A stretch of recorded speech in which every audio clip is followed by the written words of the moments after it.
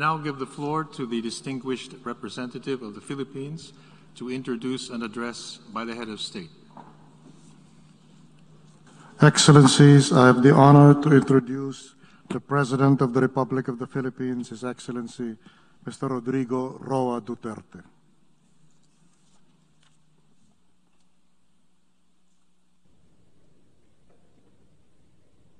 Mr. President, I congratulate you on your election and welcome your presidency of hope. Indeed, that is what we need in these challenging times. For nearly 2 years now, the pandemic has upended our lives. The climate crisis has worsened, the inequalities have deepened, and the geopolitical balance is in a state of dangerous flux. Certainly, these are complex problems, but one thing is clear. They all hit the poor the hardest. Injustice is the common thread that ties these issues together. When I spoke before this august body last year, I said that how we address these issues will define our future. From what I have seen, that future will likely be one of inequality, where the poor plays catch up with the rich, with no hope or chance of ever succeeding in closing the gap. We cannot, in all conscience, allow this to happen. An unjust order is inherently volatile. We have to reverse course. How then do we, as governments, reconcile our obligations to our own citizens with our responsibility to the rest of humanity? For the Philippines, we understand that we need to expand our notion of us beyond the nation, so we can work together to secure our common future. We recognize that only inclusive multilateralism can deliver the global public goods we need. And we believe that fairness, equality, and respect should always be the basis of our engagement with one another. Only with this can we correct the injustices that doom the downtrodden all over the world to a life of indignity, and for the thousands during this pandemic, certain death. Mr. President, the picture is bleak. It is a man-made drought of vaccines ravaging the poor countries. Rich countries hoard life-saving vaccines while poor nations wait for trickles. The now talk of booster shots, where developing countries consider half doses just to get by. This is shocking beyond belief and must be condemned for what it is, a selfish act that can either be justified rationally or morally. The plain fact is, this pandemic will not end unless the virus is defeated everywhere. Vaccines are key to achieving this. This is why the Philippines committed $1 million to the UN's COVAX facility. This is our modest contribution to our collective fight against COVID-19. We strongly urge our privileged partners to fully support the COVAX facility and further strengthen other cooperation mechanisms. We need this to save more lives, break the cycle of variants, and help ensure global economic recovery. Just as COVID-19 has had an uneven impact on the peoples, climate change has also exposed the varying vulnerabilities of countries around the globe. The risks and burden of a warming climate are simply not the same for everyone. The greatest injustice here is that those who suffer the most are those the least responsible for this existential crisis. But here we are now at a critical tipping point where failure to act leads to cataclysmic consequences for the whole of humankind. The Philippines accepts its share of responsibility and will do its part to avert this collective disaster. We submitted our first nationally determined contribution with a target to reduce greenhouse gas emission by 75% by 2030. I issued a moratorium on the construction of new coal power plants and a directive to explore the nuclear energy option. But this contribution will be rendered useless if the biggest polluters, past and present, choose to do business as usual. We therefore appeal for urgent climate actions, especially those who can truly tip the balance. Developed countries must fulfill their long-standing commitment to climate financing, technology transfer, and capacity building in the developing world. This is a moral obligation that cannot be avoided. Our world's transition to a green economy must not be at the expense of developing countries' economic vitality.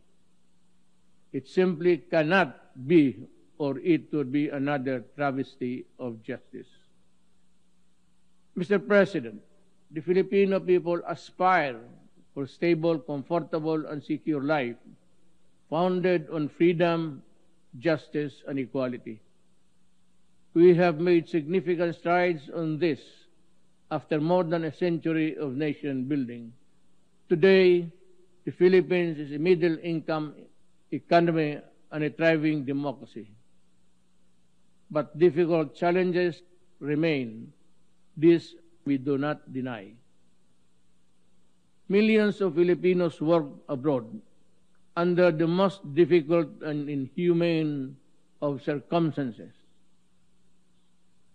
We call for the abolition of all structures that allow exploitations and oppression of migrant workers. The kafala system is one such behemoth that chains the weak, the desperate, and the voiceless to an existence of unimaginable suffering. Nothing can justify the continued existence of this unjust system. While reforms have been made, the kafala system must be dismantled sooner or later in the name of justice and basic decency. The Philippines seeks stronger partnerships to protect the rights of the Filipinos and realize the full potential of our nation. But let me be clear.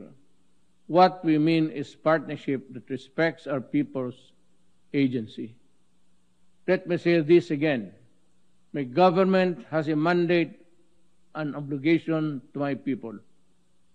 We will deal with all criminals, including terrorists, with the full force of our laws. The Filipino people want to live in peace, security in their homes and communities, free from harm and danger from the lawless. But achieving this goal has not been without challenges. I say this in no uncertain terms. The law applies to all. I have instructed the Department of Justice and the Philippine National Police to review the conduct of our campaign against illegal drugs. Those found to have acted beyond bounds during operations shall be made accountable before our laws. We have recently finalized the United Nations, our joint program of human rights. This is a model for constructive engagement between a sovereign member state and the United Nations. Meaningful change to be enduring must come from within. The imposition of one's will over another, no matter how noble the intent, has never worked in the past, and it never will be in the future.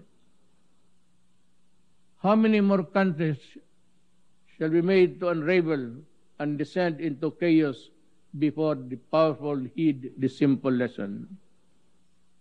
In dealing with complex problems in nation building, let us consider pragmatic approaches that square ideals with reality. Sure, they may lead us to imperfect solutions, but solutions nonetheless that actually work. We will pay the price for the misadventure of the few that spiral into humanitarian disasters. The Philippines, in line with its long-standing humanitarian tradition, has opened its doors to Afghan nationals, especially women and children fleeing the conflict.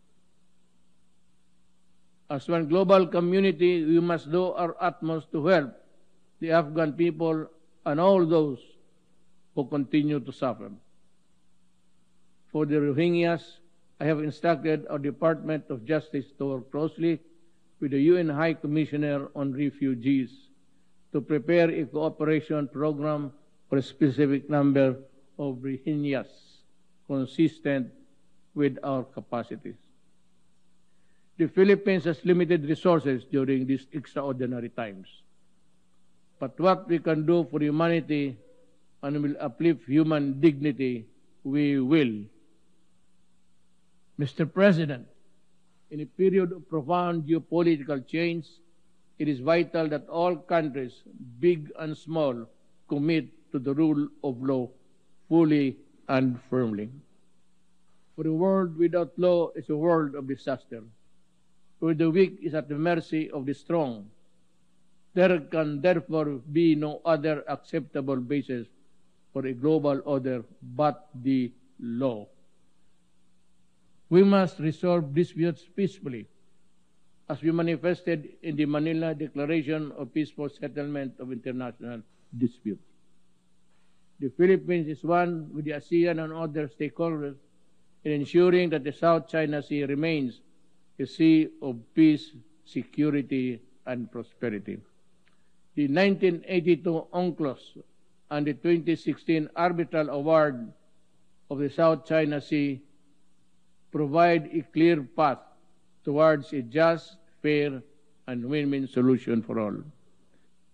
The award must be seen for what it is, a benefit across the board to all who subscribe to the majesty of the law. No amount of willful disregard by any country, however big and powerful, can diminish the arbitral award's importance. Mr. President, we face multiple crises that demand effective global governance.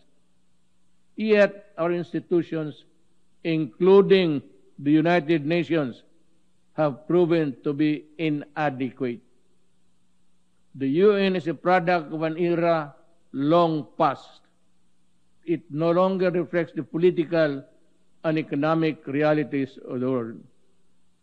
Democracy and transparency are concepts that reverberate in the halls of the UN. But ironically, the Security Council, the pinnacle of UN structure, violates every tenet of these values. It is neither democratic nor transparent in its presentation and processes. Many member states have spoken firmly, and we agree this simply is not right. If the UN is to lead the world out of the many crises we face, things need to change. The UN must empower itself by reforming itself. Therein lies the hope of humanity. Thank you.